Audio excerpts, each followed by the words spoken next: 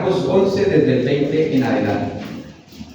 Listo. Dice lo siguiente: y pasando por la mañana, vieron que la higuera se había secado desde las raíces. Entonces Pedro, acordándose, le dijo: Maestro, mira, la higuera que maldijiste se ha secado. Respondiendo Jesús, les dijo: tened fe en Dios, porque de cierto os digo, que cualquiera que dijere a este monte, quítate y échate al mar, y no dudara en su corazón, si no creyere que será hecho lo que dice, lo que diga le será hecho. Por tanto os digo, que todo lo que pidiereis, creed que lo recibiréis y os vendrá. Y cuando estéis orando, perdonad, si tenéis algo contra alguno, para que también vuestro Padre, que está en los cielos, os perdone a vosotros vuestras ofensas. Porque si vosotros no perdonáis, tampoco vuestro Padre, que está en los cielos, os perdonará vuestras ofensas. Vamos a orar.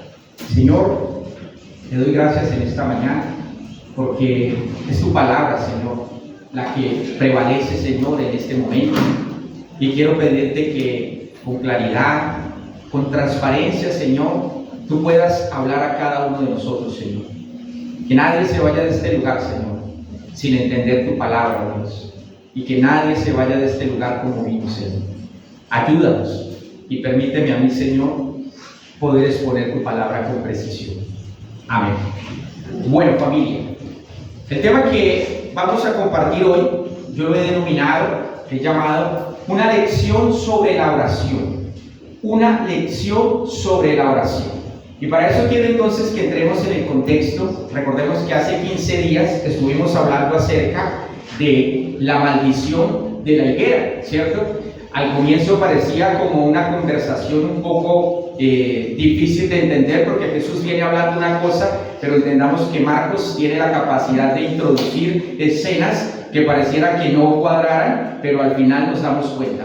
Nos dice entonces el evangelista Marcos aquí que el Señor estaba dejando una enseñanza acerca de lo que estaba evidenciando en esos momentos la religión frívola y vacía que estaba teniendo el pueblo de Israel. Ellos tenían una religión muy distante del Señor, y Jesús viene obviamente a denunciar ese tipo de religión. Él viene a decirles que su vida era una vida de apariencia, y que ellos, aunque por fuera se mostraban muy piadosos, por dentro estaban muertos espiritualmente. ¿Y por qué les dijo Jesús que estaban muertos espiritualmente? Bueno, nos damos cuenta que la higuera nos deja ver, no había fruto, ¿cierto? Y eso es lo que deja ver el Señor, y aunque sabemos que sigue vigente, todo aquel que no da fruto, aunque sea muy piadoso, aunque ore mucho, aunque vaya a la iglesia todos los días, aunque lea la Biblia todos los días, pero si no hay una transformación en su corazón, si no hay una vida que evidencie a un Cristo resucitado, simplemente su religión será vacía y frívola, y se encuentra en un terreno muy difícil. Entonces ellos habían vuelto lo sagrado impuro. Tenían un templo muy bonito, un templo que duraron más de 84 años reconstruyéndolo. ¿Se imaginan eso? Más de 84 años. Edificaron su buen templo, pero ¿qué pasó? Pero ese templo, en menos de 40 años más adelante, los romanos vinieron y lo destruyeron, ¿sí? Y quizás esto no ha cambiado, sigue siendo igual. Hay muchas personas que tienen su templo muy bonito, se preocupan mucho por su apariencia física, pero su vida espiritual está muerta, y es un grave peligro, porque el Señor estaba denunciando las apariencias que estaba teniendo el pueblo de Israel. Entonces, el Señor aquí mismo, en esta escena donde nos encontramos en el versículo 20, dice lo siguiente: y pasando por la mañana, vieron que la higuera se había secado desde las raíces. Recordemos que Jesús se va nuevamente a Betania, el lugar donde él solía pasar con Marta, María y Lázaro, y al parecer Jesús, sabemos que no había desayunado. Cuando él pasa, y por supuesto tiene hambre, que maldice la higuera. Al día siguiente, no se sabe si fue que retornaron en la noche, y al retornar en la noche no vieron la higuera que se había secado, pero al día siguiente, estamos hablando de el martes, estamos hablando de que faltaban 2 días para que Jesucristo fuera crucificado. Es decir, que esto acontece 2 días antes de que Jesús desapareciera de este territorio llamado tierra. Y por eso el Señor quiere dejarles una lección grabada en el corazón a los discípulos, y era la necesidad que ellos tenían de aprender a orar, y una lección acerca de la oración. Nosotros podemos ver que esto parece una enseñanza un poco extraña, porque él viene hablando de la higuera y él viene hablando de la maldición que ha dado, por supuesto, a esa religión frívola y vacía, pero ellos en 2 días, esto es Semana Santa, recordemos, el domingo de Ramos, él entra a Jerusalén, es ovacionado, pero es una adoración falsa, lo seguían simplemente por lo que él podía darles a ellos, más no por lo que él representaba para ellos. Va al templo, en el templo una vez más derriba todos esos altares de aquellos que estaban haciendo del templo un negocio, y al siguiente día, cuando va camino nuevamente a Jerusalén, se encuentra con esta higuera. Y Pedro, en Mateo, el capítulo paralelo, se asombra y dice: Maestro, mira la higuera que maldijiste, está seca. Pedro se asombró al igual que los discípulos. O sea, ¿qué palabras son esas que tienen el poder de secar un árbol? Ahora, recordemos, para los que no han entrado en el contexto, esto no fue un ataque de ira del Señor Jesús, recuerden. No fue que Jesús ese día amaneció y estaba en depresión o amaneció bipolar y entonces maldijo la higuera. No, sabemos que había una enseñanza detrás de eso. Entonces, el Señor, a partir de ese momento, quería recordarles a los discípulos que Él no iba a estar más con ellos presencialmente. No iban a poder tocarlo, no iban a poder llevarle un problema y decirle: Maestro, ¿cómo hacemos? Maestro, necesitamos un consejo. Ya no lo iban a tener físicamente, y ahora tenían que hacer uso, obviamente, de la oración. Es decir, que sus vidas en 2 días iban a cambiar radicalmente. Sus vidas iban a sufrir un cambio extremo. De tener al maestro, que todos se lo consultaban, que cualquier duda e inquietud él se la resolvía, que si había un consejo él se los daba, él ya no iba a estar. Físicamente no iba a estar. En 2 días iba a ser crucificado. Y sabemos entonces que la vida de oración para los creyentes se ha caracterizado porque es el talón de Aquiles, como lo decíamos ahora. No nos gusta orar. Cuando nos llaman a orar, nos dormimos, nos da sueño, no sabemos qué decir, nos aburre, porque lastimosamente el no conocer lo que es la oración me lleva a mí entonces a no valorar ese recurso maravilloso. Recordemos que en Getsemaní el Señor los invitó a orar. Él está en un apuro, digámoslo así. Jesús está a punto de ir a la cruz y está haciendo una oración al Padre, y en esa oración al Padre Él les pide a sus discípulos que lo respalden en oración, ¿verdad? ¿Y qué estaban haciendo los discípulos cuando Jesús llegó? Como algunos de ustedes están ahí, igual. ¿Sí? Estaban durmiendo. Los discípulos estaban dormidos. ¿Se puede imaginar eso? Esto es algo que usted dice: bueno, pero es que el sueño los estaba venciendo. Escuchen algo. Si Jesús está pasando una situación crítica, yo no me imagino que uno de sus familiares esté con un cáncer, ¿cierto? Y él le diga: mira, la verdad me siento muy mal. Y usted se vaya a dormir y le diga: perdona, resuélvelo tú. Eso sería algo como ilógico, ¿cierto? De hecho, los que somos padres sabemos que si un hijo se nos enferma a la madrugada, ¿qué hacemos? No importa que no haya taxi, no importa que no haya transporte, como sea lo llevamos al médico. Si nos toca trabajar al otro día, ¿qué pasa? Si nos toca ir trasnochados, vamos. Pero no podemos ser indiferentes. Estos hombres estaban siendo indiferentes ante una necesidad, y recordemos que Jesús no tenía dolor de cabeza, ni Jesús estaba desempleado. Jesús iba a la cruz, iba a morir como el peor criminal que haya existido, y los discípulos estaban durmiendo, todos. Es decir, entonces, que eso para ellos era algo con lo que no se habían podido familiarizar, no lo habían podido entender. Y Jesús obviamente les riñe. ¿Recuerdan que Él les dice, no han podido velar ni siquiera una hora? O sea, es imposible, de verdad, ni una hora. Pero si tuvieran Netflix, se hubieran amanecido, ¿sí o no? Se hubieran amanecido viendo allí toda la serie. O sea que el problema no es de cansancio ni de sueño, el problema es de actitud. El problema es que cuando no entiendo qué es la oración, me da pereza, me aburre. Porque el Señor les iba a decir a ellos que tenían que aprender a orar, que había una lección extraordinaria para ellos y que debían ponerla en práctica. Vamos a mirar rápidamente Hechos capítulo 14, versículo 22. Recordemos que el Señor Jesús, y Pablo lo entendió, todos los apóstoles lo entendieron, pero sabemos que fue después de la venida del Espíritu Santo. Antes el Señor, ¿qué les va a decir a ellos? Esto Pablo lo tenía claro y Pablo también lo predicaba.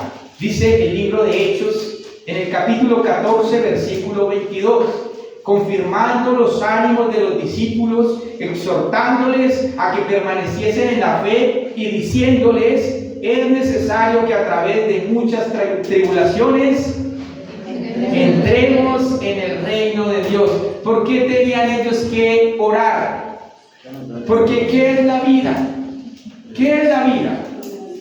A mí me sorprende porque hay personas que parecen que la vida, o Dios tuviera la obligación de meterlos en una capsulita y que no les pasara nada. No se enfermen, la muerte no llegue, el desempleo no llegue, el hambre no llegue, los problemas no lleguen. Mire, recordemos que estamos viviendo en un mundo caído, donde eso es el pan de cada día. Y ellos, a partir de ese momento, iban a sufrir persecuciones. Sus vidas iban a empezar a ser vidas en las cuales iban a estar enmarcadas por el sufrimiento, por el dolor, por la traición. Bienvenidos al mundo real, por la traición. Y ellos tenían que aprender a orar, porque la oración va conectada con el poder de Dios. La oración va conectada con el poder de Dios. Pero aparte de eso, ellos también tenían que aprender a perdonar. A perdonar. Para aquellos que todavía no se han familiarizado con el perdón, es absolutamente necesario. ¿Por qué es absolutamente necesario? Porque todos los días estamos expuestos a situaciones dolorosas. Y Jesús quería dejarles claro a ellos. Entonces, en esta conversación, Él les va a resolver esa duda que tenía el discípulo más controversial de Jesús, Pedro. Maestro, ¿qué ha pasado? Volvamos allí, en el versículo 21 de Marcos 11. Entonces Pedro, acordándose, le dijo, Maestro, mira la higuera que maldijiste, se ha secado. Jesús inicia una conversación con ellos y Jesús le quiere decir que ellos tenían que aprender a vivir una vida en la fe. ¿Qué significa la fe? La confianza en Dios. Iban a tener que aprender a desarrollar una confianza en Dios, pero también ellos tenían que aprender, por supuesto, a perdonar a otras personas. Es como si el Señor les estuviera diciendo a ellos, miren, ustedes están unidos a mí y al Padre, y en mi ausencia, la omnipotencia de Dios, por supuesto que sigue disponible para todos ustedes. Sigue disponible. Ya no estoy físicamente, ya no voy a poder venir a resucitar a Lázaro, pero ustedes, como están unidos a mí y al Padre, tienen acceso a ese poder de Dios sobre sus vidas y lo van a tener que empezar a poner en práctica. Pero eso tiene, por supuesto, unos requisitos. ¿Y cuáles son esos requisitos? Pues esos requisitos tienen que ver con estar dispuestos a obedecer la voluntad de Dios. Estar dispuestos a obedecer la voluntad de Dios. Entonces, vamos a mirar aquí, porque aquí hay una cláusula. Vamos a mirar nuevamente Marcos 11, el 20. Y pasando por la mañana, vieron que la higuera se había secado desde la raíz. Ojo, la higuera no solamente se marchitó las hojitas, como si el calor las hubiera abrazado y se quemaron. No, fue la raíz. Y el Señor les quería dejar a ellos claro que Él tiene poder para bendecir y tiene poder también para maldecir. Y Él les va a explicar ¿Cómo se va a hacer eso? ¿Cómo es que ellos van a adquirir que Dios escuche su oración y que ellos puedan tener una oración eficaz en la cual se vea reflejado lo que ellos vieron con sus ojos y que por supuesto ahora iba a ser evidente en ellos? Y lo primero que el Señor les va a decir, y el primer punto que vamos a tocar aquí, es que toda oración eficaz comienza recordando el poder de Dios. Toda oración eficaz comienza cuando nosotros recordamos el poder de Dios. Vamos a ubicarnos un momento en el libro de Deuteronomio, capítulo 5, versículo 15. Cuando el pueblo de Israel, después de haber pasado por el desierto, están a punto de entrar a la tierra prometida, y Jesús les va a decir, Moisés les va a decir todo lo que ellos vivieron en Egipto, porque ellos iban a empezar a enfrentar muchas dificultades. Ellos iban a entrar a una tierra y en esa tierra, a sus alrededores, había muchos enemigos. Y por supuesto, ellos iban a tener que aprender a vivir con todas esas situaciones adversas y difíciles. ¿Y qué le dice el Señor a través de Moisés en Deuteronomio 5:15? Miremos lo que dice. Acuérdate que fuiste siervo en tierra de Egipto, y que Jehová tu Dios te sacó de allí como mano fuerte y brazo extendido, por lo cual Jehová tu Dios te ha mandado que guardes el día de reposo. Si miramos el capítulo 7, allá del Antiguo, capítulo 7, versículo 18, miremos lo que dice el Señor. No tengas temor de ellas.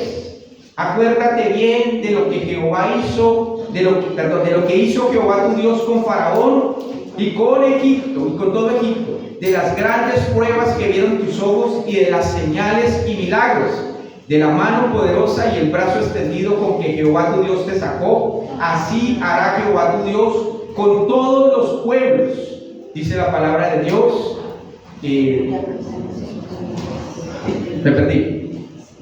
Con todos los pueblos de cuya presencia tú temieres. También enviará Jehová tu Dios avispas sobre ellos hasta que perezcan a los que quedaren y a los que se hubieren escondido delante de ti. No desmayes delante de ellos, porque Jehová tu Dios está en medio de ti. Él es un Dios como grande y temible. Miremos rápidamente Deuteronomio capítulo 8, versículo 2. Y te acordarás de todo el camino por donde te ha traído Jehová tu Dios estos 40 años en el desierto, para afligirte, para probarte, para saber lo que había en tu corazón, si habías de guardar o no tus mandamientos, y te afligió y te hizo comer y te hizo tener hambre y te sustentó con maná, comida que no conocías tú ni tus padres la habían conocido, para hacerte saber que no solo de pan vivirá el hombre, mas de todo lo que sale de la boca de Jehová vivirá. Y si me acompañan por favor rápidamente a Isaías capítulo 46, versículo del 8 al 10, vamos a mirar lo que el profeta Isaías está recordando a aquella nación que se encontraba, por supuesto, también en las mismas condiciones. Dice lo siguiente, versículo 8. ¿Estamos allí? Bueno, acordaos de esto y tened vergüenza. Volved en vosotros, prevaricadores, acordaos de las cosas pasadas de los tiempos antiguos, porque yo soy Dios y no hay otro Dios, y nada semejante a mí, que anuncio lo por venir desde el principio, desde la antigüedad, lo que aún no era hecho y lo que digo. Mi consejo permanecerá y haré todo lo que quiero, que llamo desde el oriente al ave y de tierra lejana al varón de mi consejo. Yo hablé y lo haré venir, lo he pensado y también lo haré. Y lo leímos ahora, no vamos a leerlo nuevamente, el Salmo 77 del 1 al 10. Por supuesto que nos dimos cuenta también cómo Asaf, en un momento difícil, recordando que Dios había sido poderoso, lo que había hecho en Egipto, consuela su alma para que su fe se acreciente más. ¿Qué significa eso? Cuanto más recordemos nosotros del carácter, de la fidelidad de Dios, más fuerte será nuestra confianza. Hay algo importante: aquellos que tenemos un poco más de tiempo en la fe, tenemos un poco más de ventaja sobre aquellos que son nuevos en la fe. ¿Por qué? Porque Dios, al igual que el pueblo de Israel, lo pasó por un desierto, y en ese desierto durante 40 años el Señor les llegó a quedar mal, los defraudó. En algún momento el Señor les dijo: eso es algo imposible, resuélvanlo ustedes. Nunca. Por eso en nuestra vida cristiana las pruebas son algo con lo que el creyente debe familiarizarse, porque el único propósito que tiene la prueba, ¿qué es? Desarrollar mi confianza en Dios. Bienvenidas las pruebas, porque las pruebas me hacen saber quién es mi Dios, como lo dijo Pablo. Yo sé a quién he creído y en quién está mi confianza, y sé que Él es fiel y tendrá mi depósito. Él conoce todo lo que yo estoy haciendo. Qué maravilloso es entonces cuando Dios nos está llevando a nosotros en un continuo crecer y en un madurar. Entonces el Señor les estaba diciendo a ellos: entre más recuerden ustedes del carácter fiel de Dios, más confianza ustedes van a tener. ¿No se han dado cuenta que entre más nosotros conocemos a una persona, o más confiamos en él, o más nos decepcionamos? ¿Sí? El acercarnos más a las personas nos lleva o a confiar más o a distanciarnos más, porque la cercanía es la que me permite saber quién está delante de mí. Y es lo que el Señor les está diciendo. Ellos tenían que aprender a recordar todo aquello que en el pasado habían vivido. Miremos en el versículo 22, volvamos otra vez, en el versículo 22. Y aquí les va a dar entonces otra segunda instrucción acerca de la oración. Versículo 22. Respondiendo Jesús les dijo, ¿qué les dijo? Pedro, asombrado por lo que estaba pasando, por cómo el Señor había hecho eso con una planta. Entonces Jesús les respondió. ¿Y qué les dijo Jesús? Tened fe en los hombres. ¿Sí? Tened fe en la cuenta del banco. Tened fe en tu jefe. Tened fe en tu esposo. ¿Sí? Tened fe en Dios. Y es una orden. Ese verbo está allí en una orden. Tener fe. Es decir, que la vida del cristiano se debe caracterizar porque todos los días su confianza tiene que estar puesta ¿en quién? ¿Por qué muchos se decepcionan cuando algunas personas le fallan? Porque tenemos unas expectativas muy grandes y pensamos que son dioses.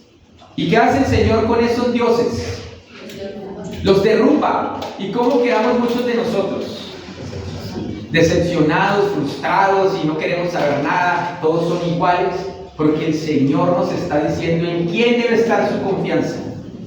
Cuando usted abraza ese trabajo que se vuelve su ídolo y el Señor lo conoce, ¿qué dice el Señor?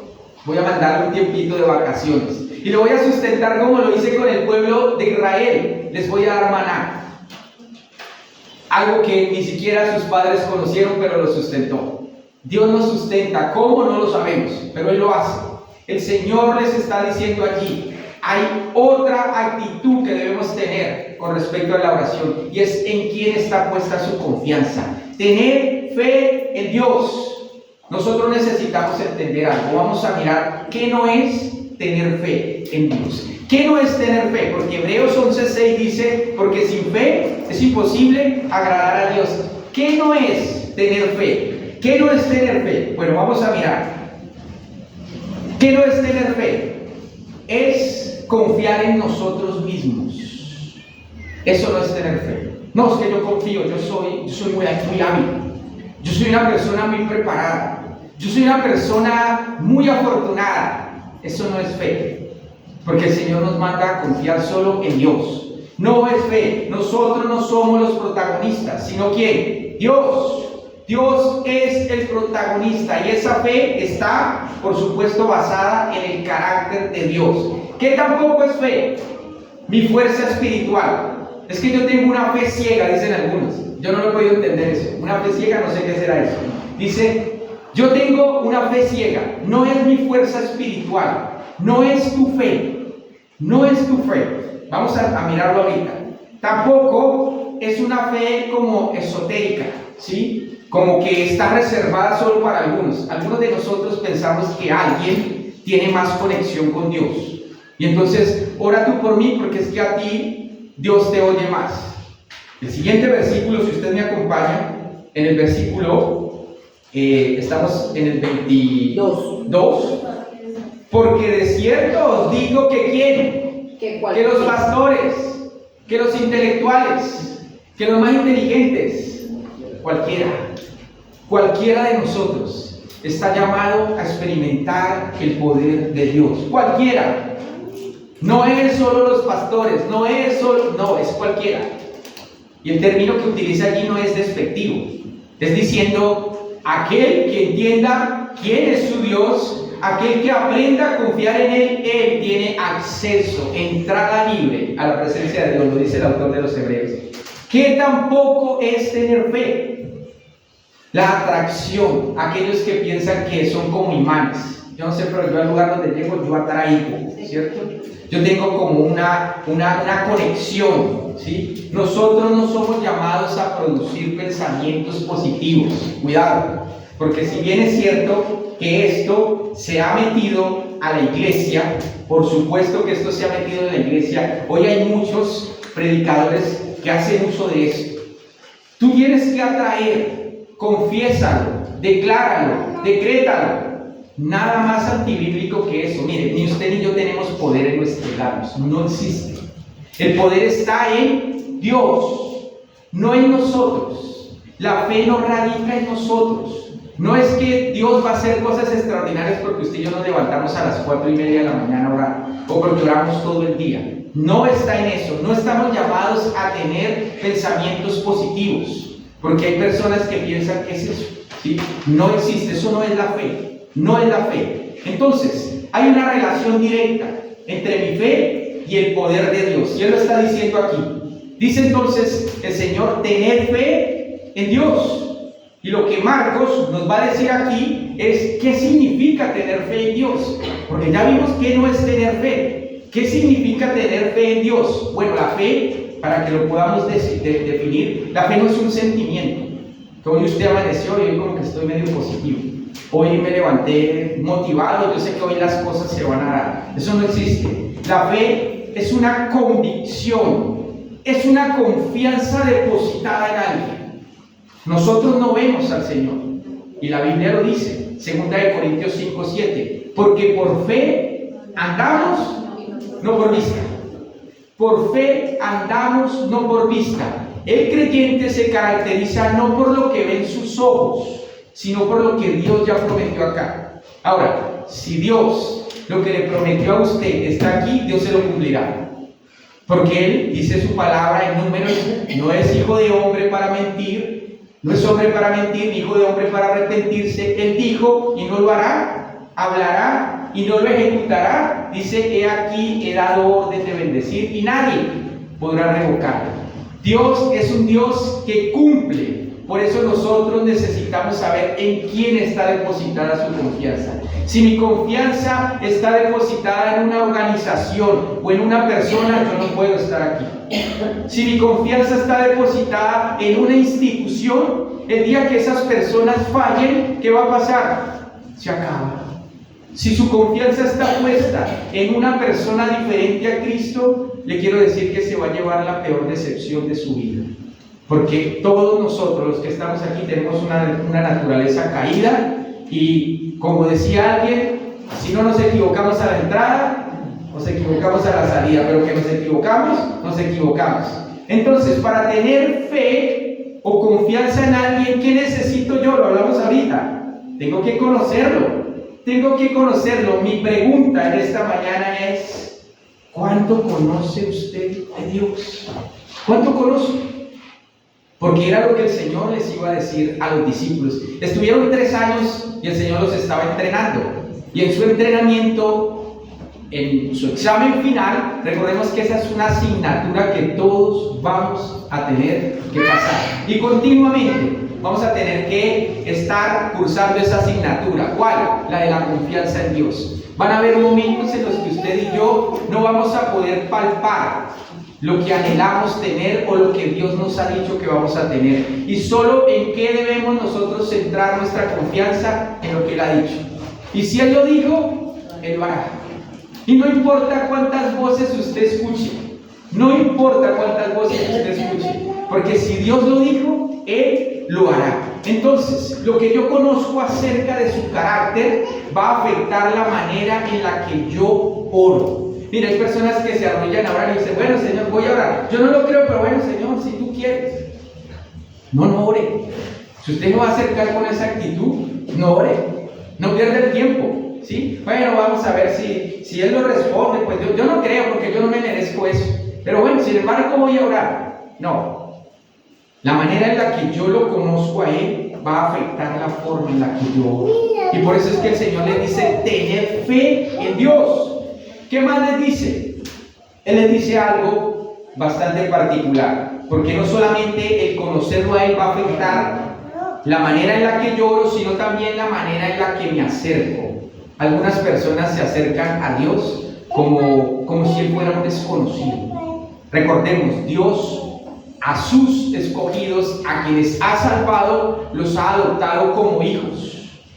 Y para su información y para mi información, Dios no es un padre ocupado como muchos de nosotros, cuando sus hijos le piden tiempo y no le dan tiempo. Dios no es ese tipo de padre. Él lo dice, clama a mí y yo te responderé. Clame. El Señor nunca dejará en visto a ninguno de nosotros. Nunca, jamás. Clama a mí. Pero ¿cuál es el problema? Que no clamamos, no oramos. Primero porque no lo conocemos y segundo porque nos da pereza. Ya no creo que nos escuche. Bueno, esta enseñanza que el Señor les estaba dejando ver a ellos les iba a marcar sus corazones. ¿Por qué? Porque en poco tiempo, 2 días, 1 día y medio, ¿y qué iba a pasar con los 12 discípulos? ¿Sí recuerdan? Cuando vinieron a apresar a Jesús, salieron los 12 y con el maestro no se metan. Aquí estamos todos, maestro, tranquilo que usted... ¿Sí? La Biblia dice que salieron como neblina, se desaparecieron. Cuando el ambiente se puso tenso, ¿cómo empezaron a enfrentar sus situaciones? Con temor. Por eso, el yo aprender a conocer a Dios me va a llevar a mí a manejar algo, con lo cual usted y yo fuimos afectados desde el Edén. Y fue el temor, el miedo, la inseguridad. Oseas 4:6, dice la palabra de Dios en Oseas 4:6, mi pueblo fue destruido, ¿por qué? Porque le faltó conocimiento. ¿Por qué hoy las personas destruyen su vida? Porque no conocen al Señor. Y recordemos que ese término conocimiento no habla de intelecto, habla de una relación íntima. Y es el término que se utiliza en Génesis 4 cuando dice que conoció a Adán a su esposa, es decir, tuvo relaciones íntimas con Dios. El problema en el que muchas personas destruyen su vida es porque no intiman con Dios, no tienen una relación estrecha. Y cuando no se tiene una relación estrecha, lo primero que afecta a mis emociones es el temor, es la duda. Y entonces nos va a pasar lo que le pasaron a nuestros padres en el Edén. ¿Recuerda? Cuando el Señor le dijo, de todo lo que hay aquí pueden comer, pero de eso no lo coman. Y vino el enemigo Satanás y les dice, Dios los está engañando. ¿Y qué pasa? ¿A quién prestaron ellos atención? Por supuesto que a la serpiente. Y eso no ha cambiado. Es tan triste cuando muchos de ustedes escuchan la palabra de Dios y cuando salen por esa puerta y escuchan otras voces, y comienzan a dudar de lo que Dios les ha dicho. Porque lo que está escrito aquí no es palabra de un hombre, es la voz de Dios. Y es tan triste cuando muchos de nosotros nos dejamos persuadir por voces que primero están lejos de Dios y segundo no conocen a Dios. Y cuando una persona no conoce a Dios, ¿cómo me puede hablar de ese Dios?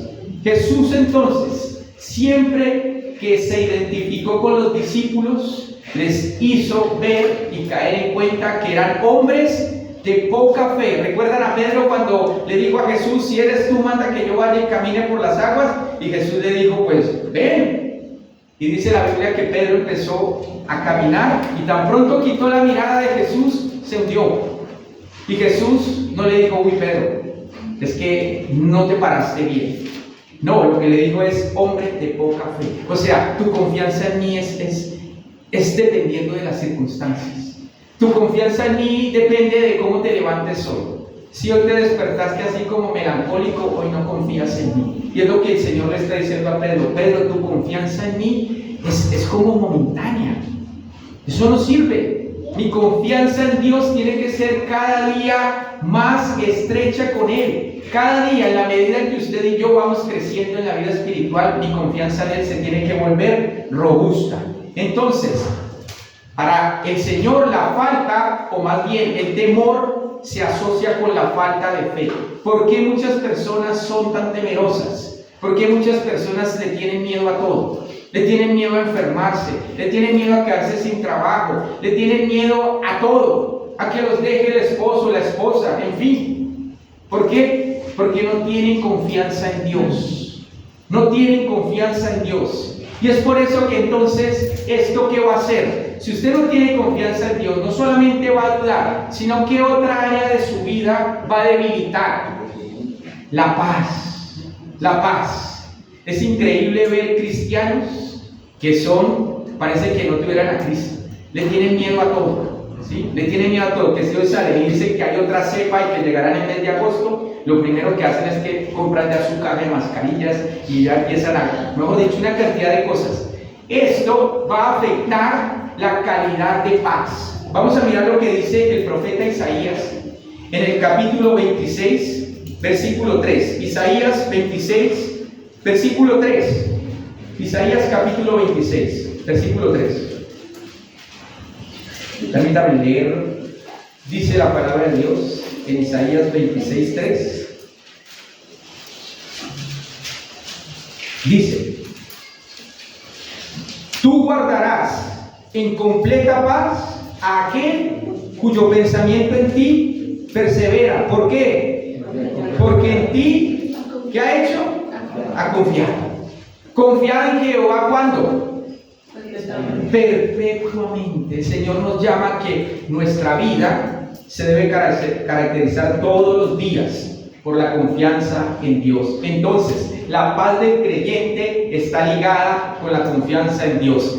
Dejas de confiar en el Señor y lo primero que empiezas a tener es miedo. Va a empezar el miedo a dirigir su vida.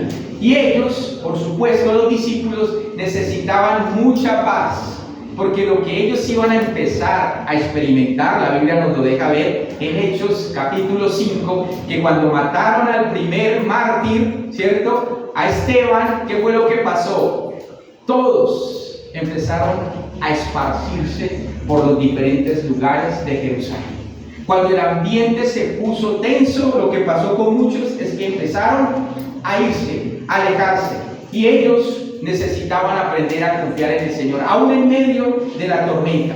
Volvamos otra vez al libro de Marcos, Marcos capítulo 11, y pasemos al 23. Entonces vemos que el Señor les dice: deben tener confianza en mí.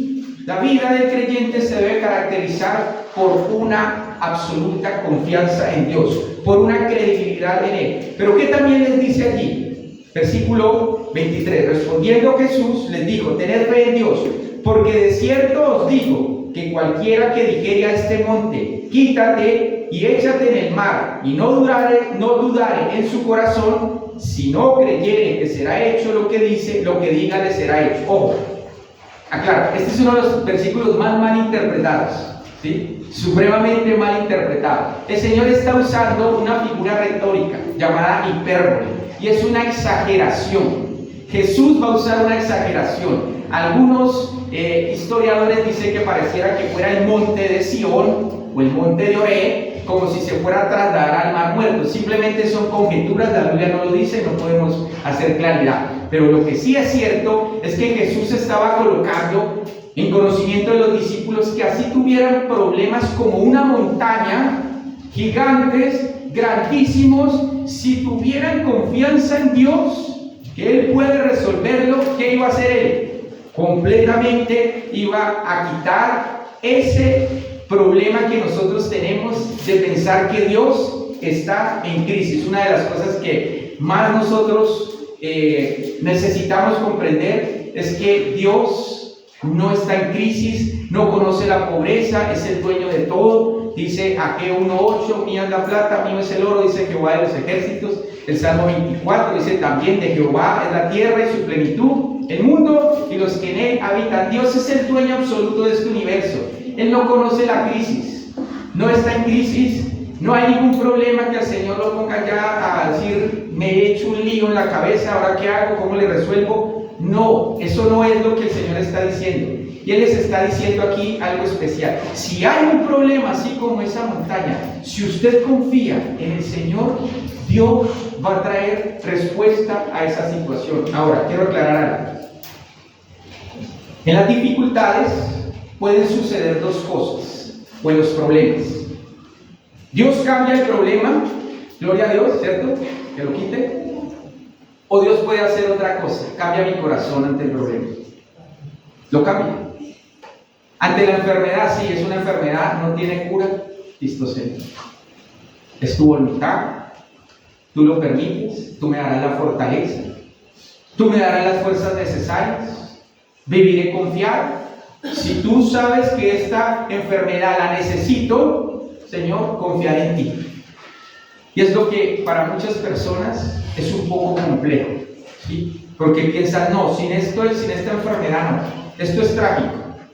Si Dios quiere o si Dios desea que a través de medicamentos por el resto de su vida usted esté todos los días ingiriéndolos, pues es el método que Dios va a usar. Volvamos a Marcos. Entonces dice el Señor allí en Marcos capítulo 23,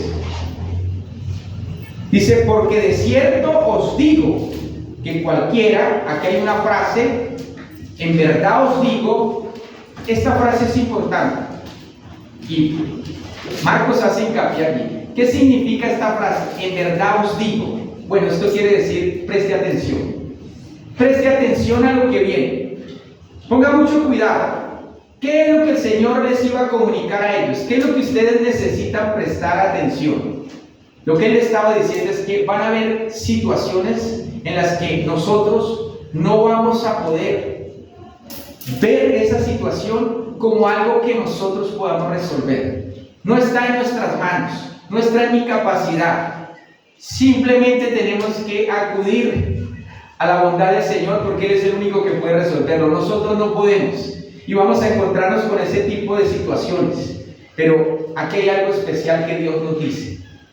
Y vuelve otra vez y recalca: preste mucha atención. ¿A qué tengo que prestar atención? Versículo 23. Dice: os digo que cualquiera que dijere a este monte: quítate y échate en el mar, y no dudara en su corazón, sino que creyere que será hecho lo que diga, será hecho. Está diciendo el Señor aquí algo especial. Recordemos, y en la antigüedad habían consejeros que eran reconocidos y eran llamados como derribadores de montañas, porque eran hombres que se habían especializado, ¿cierto?, como en resolver problemas. Por supuesto, sabemos que hay problemas que ninguna persona, humanamente hablando, puede resolver. Y el Señor está haciendo esa analogía y dice: hay cosas que aunque ustedes no puedan resolverlas, yo sí puedo. Y yo lo haré. Si usted tiene confianza, claro que sí. Si usted no duda en su corazón, por supuesto. Y aquí vamos entonces a entrar en el último punto, que tiene que ver entonces con la forma en la que nosotros oramos. Él dice: si tú pides, está diciendo allí, sino que creyere que será hecho lo que dice, lo que diga, entonces le será hecho. Por tanto os digo que todo lo que pidiereis orando, creed que lo recibiréis y os vendrá. Pero por supuesto este es un versículo también muy mal interpretado. Algunos lo colocan en el gimnasio, ¿cierto?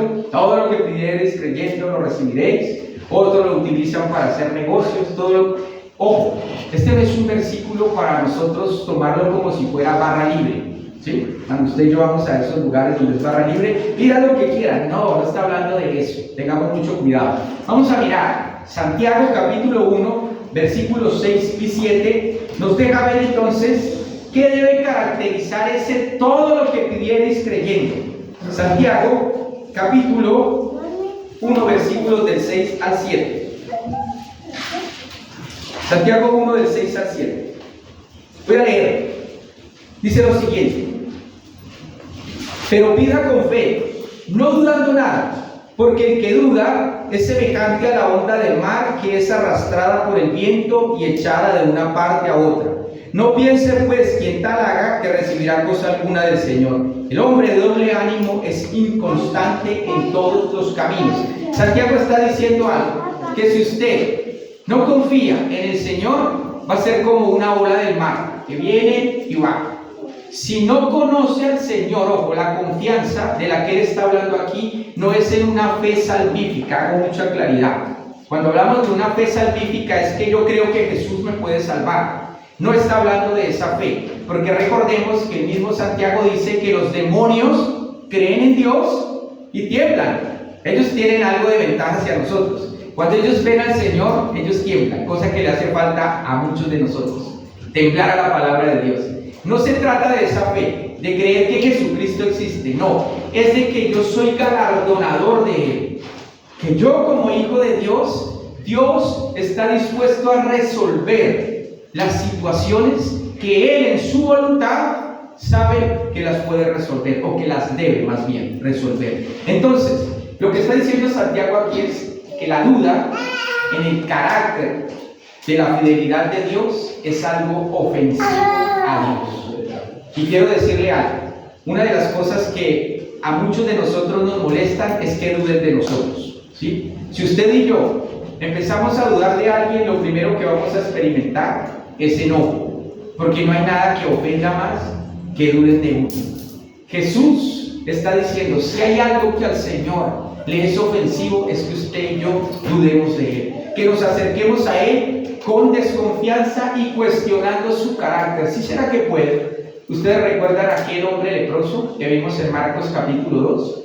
Cuando él se acerca a Jesús y le dice, Señor, si quieres, ¿por qué? Porque yo sé que puedes, o sea, tú tienes el poder, pero si quieres, Señor, si tú quieres resolver esto, yo sé que tú lo puedes hacer, no me cabe la menor duda, pero quiero preguntarte, ¿tú quieres? Y recuerdan lo que el Señor les dijo, si quiero, sé limpio.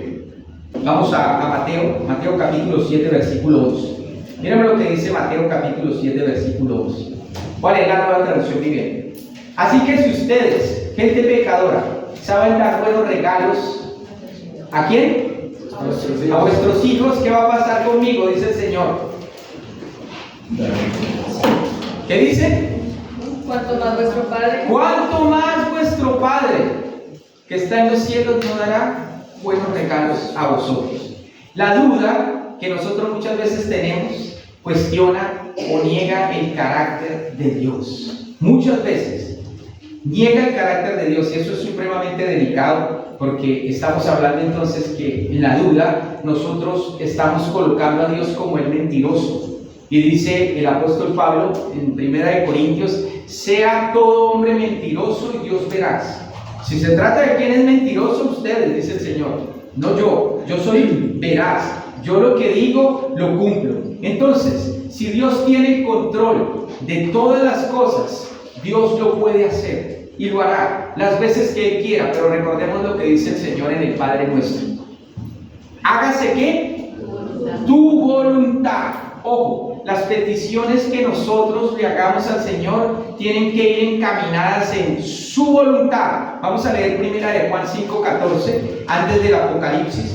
1 de Juan, capítulo 5, versículo 14, que dice, ojo, aquí está el éxito de la oración. Ojo. Y esta es la confianza que tenemos en Él. ¿Qué dice Juan? Usted recuerda quién era Juan, ¿cierto? Juan era un enemigo de Jesús, ¿verdad? El discípulo amado, el que lo conocía, el que tenía esa intimidad con Él, que se le recostaba en el pecho, el que lo conocía, dice lo siguiente. ¿Qué dice Juan? Y esta es la confianza que tenemos en Él, que si pedimos alguna cosa conforme a su voluntad, ¿qué hace Él? Él nos oye. Y si sabemos que Él nos oye, en cualquier cosa que pidamos, sabemos que tenemos las peticiones que le hayamos hecho. Mis peticiones tienen que ir sincronizadas con la voluntad de Dios, no esas peticiones que uno escucha. Por favor, ore por mí que mi hijo se fue por el hueco para Estados Unidos. Sí, que no. Señor, devuélvelo. Porque ¿cómo está entrando esa persona?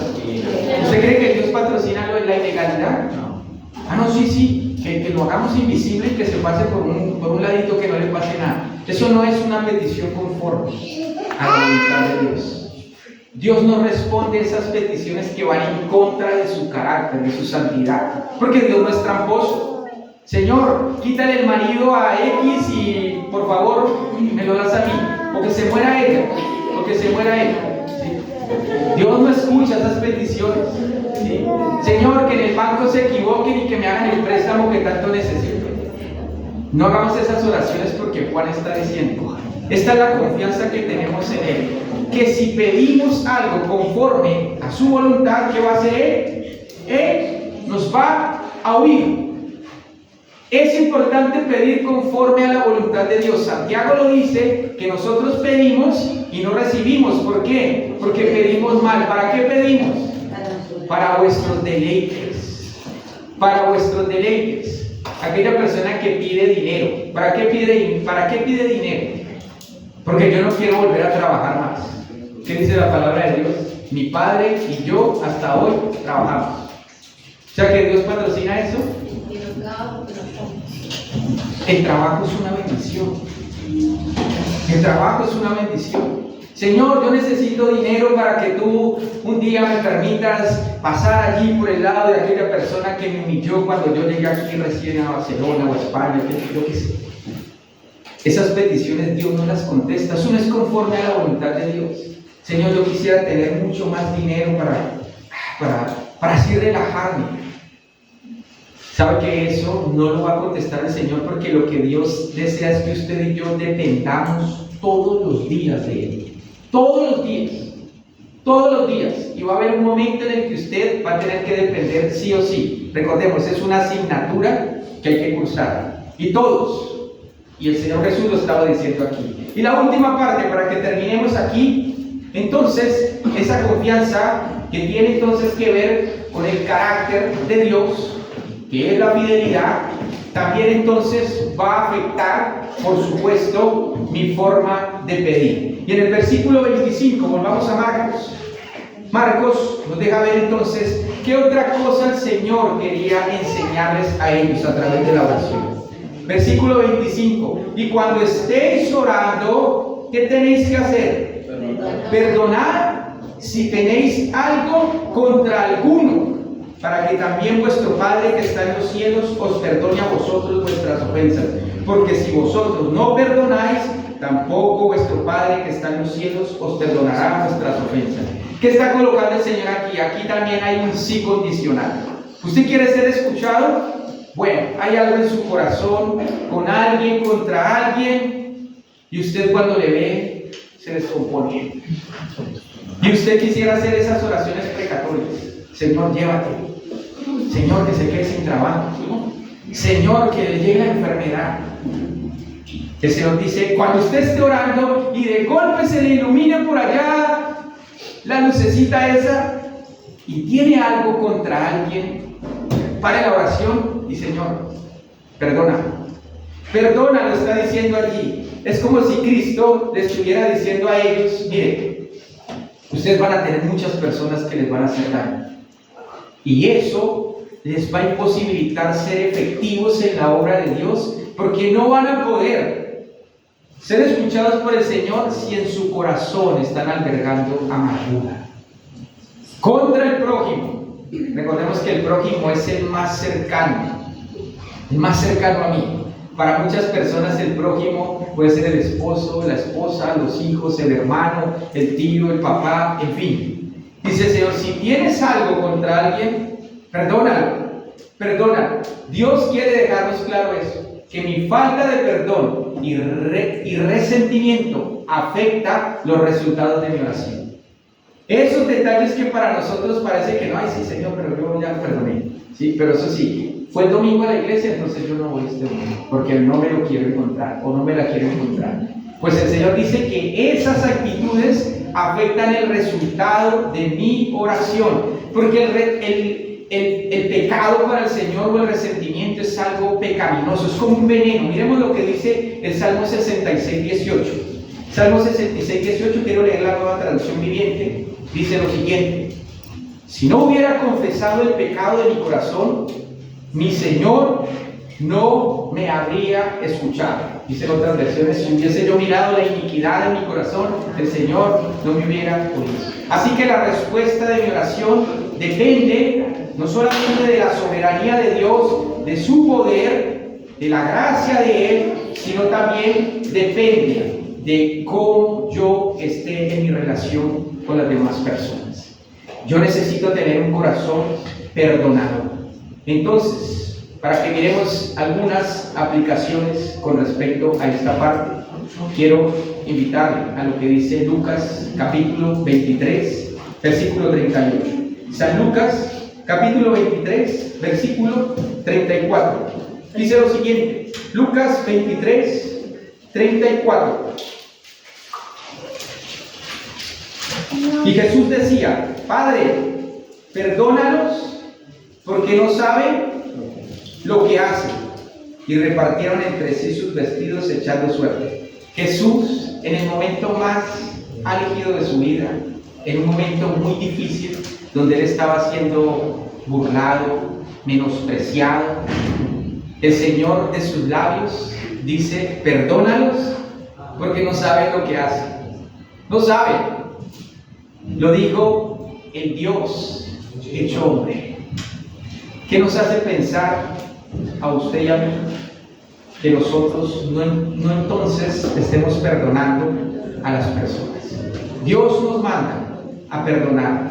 La falta de perdón afecta mi relación con Dios y por ende los resultados de la oración.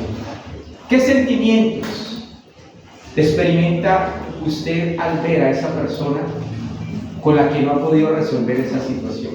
Tengo aquí algunos: agrado, rechazo, molestia, irritación, celos, ira, envidia. Porque si esos síntomas los experimenta, usted no ha perdonado. Y esos síntomas nos dejan ver entonces que esa oración que usted y yo estemos haciendo no va a ser escuchada por el Señor.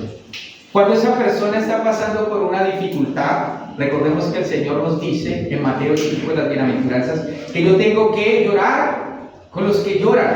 O sea, yo no me puedo alegrar del dolor ajeno. Y lo que el Señor está diciendo aquí es: cuando aquella persona está pasando por una dificultad, ¿usted se duele? ¿O al contrario, se goza? Y el Señor conoce nuestros corazones. ¿Disfrutamos del dolor de esas personas? ¿Disfrutamos del dolor?